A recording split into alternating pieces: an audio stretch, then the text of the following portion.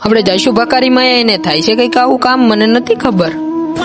તો કેમ છો બધા મિત્રો, મિની વ્લોગમાં તમારું સ્વાગત છે. ને આજે આપણે જવાનું હતું ડ્રોન ઉડાડવા, તો નીકળી ગયા આપણે ડ્રોન લઈને ડ્રોન ઉડાડવા.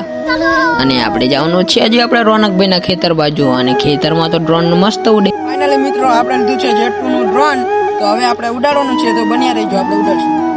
અને પછી તો ડ્રોન એવું ઉડતું હતું તો આપણા કાબુમાં જ નતું રહેતું, અને પછી એ તો વહી ગયું હતું બહુ આઘું. તો પછી એ તો એની બેટરી ઉતરી ગઈ હતી, તો પછી આપણે આવી ગયા ઘર બાજુ. અને હવે આપણે જવાનું છે ઘર બાજુ, તો નીકળી ગયા આપણે ઘર બાજુ.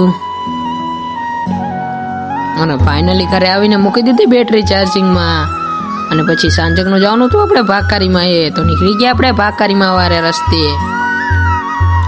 અને ફાઇનલી પહોંચી ગયા આપણે ભાકારીમાં. એને અહીંયા તો બધા આપણા ભાઈબંધો હતા નાના નાના ભાઈબંધને પછી આપણે અહીંયાથી આગળ નીકળી જશું. અને ફાઇનલી પહોંચી ગયા આપણે ભાકારીમાં. અને ભાકારીમાં જશું ને અહીંયા તો આપણે પ્રસાદીનું કામ ચાલુ હતું, તો અહીંયા તો પ્રસાદી બનાવતા હતા. અને પછી હવે આપણે જવાનું છે આગળ, તો નીકળી જશું હવે આપણે આગળ. અને પછી આપણે ભાકારીમાં એ કરી લીધા દર્શન.